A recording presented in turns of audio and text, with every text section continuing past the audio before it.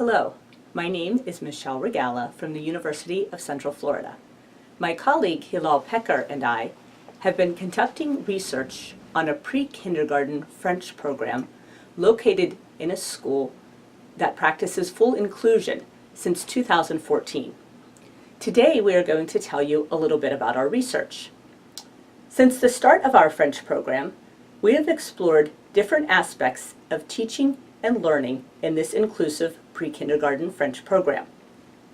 We have investigated teaching strategies that are designed for meeting the needs of all students, assessment strategies, and also the effects of second language learning on the first language skills of our students. If you are watching this video, you are probably aware of the benefits that research has shown about the learning of a second language. So let's look at some of the literature and what it says to inform our research. Second language learning has shown benefits to students' cognitive and overall academic performance. Also, we know that learning a language early provides lots of benefits to students in terms of their retention and ability to produce second language. Finally, the use of a language other than English has not shown to have any detrimental effects to students' first language skills. Despite the known benefits to second language learning, not all students have access to learning a second language. The IDEA Act guarantees a free and appropriate education to all children in the least restrictive environment. However, students with special needs and disabilities are often exempted from foreign language classes due to the fear that it may overwhelm or confuse them. Also, research has noted challenges that special needs students may have in learning a foreign language, such as learning rules of syntax and grammar. We have some literature that shows what special needs students can do with foreign language. In foreign language immersion classes, children with language impairments have shown to learn language but express their impairments equally in both languages. Also, English learners enrolled in dual language programs are able to learn their second language with appropriate accommodations. Finally, use of multimodal techniques has been shown to improve the learning of students with special needs by using technology tools such as video, digital resources, and media. Let's talk a little bit about our school setting.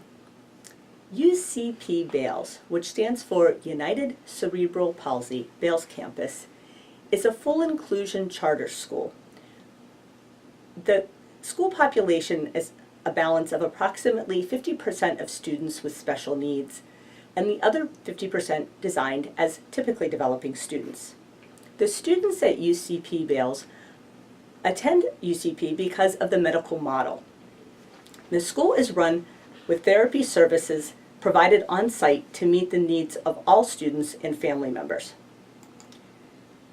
In this school setting, we have a variety of special needs with the student population, including developmental delays, social emotional disorders, autism, physical impairments, language impairments, including expressive and receptive language delays, as well as speech delays. In our research setting, we have been conducting the French classes in the pre-kindergarten classrooms. UCP has 3 pre-kindergarten classrooms with approximately 15 students in each class. Each classroom is staffed with 1 classroom teacher and 2 teachers' assistants. So how did this partnership between UCP and our research begin? The UCP Bales principal reached out to the University of Central Florida because they wanted to provide foreign language education to all of their students. In 2014, we decided to begin teaching French as a foreign language in the pre-kindergarten classes, and we have been cooperating as a partnership ever since. Throughout our years of conducting research and the French classes at UCP, we have taught approximately 200 pre-kindergarten students French. All students turn in parent permission slips in order to participate in the French programs and the research. Our instructors for the French classes have been university French majors who are interested in teaching but are not yet certified teachers. Our program design is a flex model, or foreign language exploratory program, where the children meet with their French teacher 2 times per week for 30 minutes for each class. The objectives of our instruction include vocabulary and simple interpersonal exchanges in French. The topics of our instruction include greetings, feelings, foods, colors, numbers, body parts, alphabet, and classroom objects. The main teaching materials that we use for our French curriculum is the Little Pim series designed by Julia Pimsler-Levine. I would like to share with you a short clip of the Little Pim series. Une cerise. 1, 2, 3, 4, 5, 6, 7, 8, 9. 9 cerises. Qu'est-ce que c'est? Oui, c'est une cerise. Une cerise. The Little Pim series was chosen because of its engaging format and appeal for young children. In addition to the Little Pim series, we use a number of videos and songs found on YouTube, teacher-created materials and activities and games as well. TPR is one of our favorite teaching techniques in the French program. I would like to share with you some clips of our children participating in activities designed by their teacher and as well as TPR-led activities.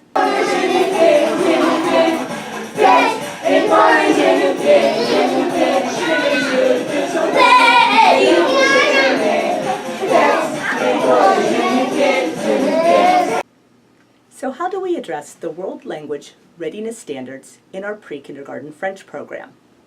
In terms of communication, our focus is on the interpretive and interpersonal communication.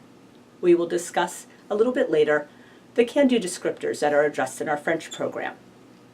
For the culture standard, we relate cultural products and practices to perspectives when we talk about items such as greetings, food, and holiday traditions. For connections, our learners build and reinforce their knowledge of other disciplines when they are covering items in the pre-kindergarten curriculum, such as numbers and the alphabet. For comparisons, our learners are relating the nature of their target language to cognates and words when they are talking about letter sounds and other vocabulary in French class. And finally, with communities, we are always receiving feedback that our students are using their French language skills at home with younger brothers and sisters and with their parents. As far as the can-do descriptors, we follow the age-appropriate progress indicators for the pre-kindergarten curriculum. Some of the progress indicators that are most appropriate for pre-kindergarten are can-do descriptors such as I can say hello and goodbye, and I can list items I see every day. There are some can-do descriptors in the progress indicators that address reading and writing skills that are not yet appropriate for our preschool learners. Now here with the pirates. Bonjour, comment tu s'appelles? Je m'appelle Dante. Yo! Okay, bonjour, comment tu t'appelles, pirate 2? Je m'appelle. Oh, yahoo! Good job. See, you can say, please scoot over, sir. Yeah, good job. Now, qu'est-ce que c'est? Qu'est-ce que c'est? Qu'est-ce que c'est? Good. Since the beginning of our pre-kindergarten program in 2014, we have conducted numerous studies that have been published in the Foreign Language Annals on this program.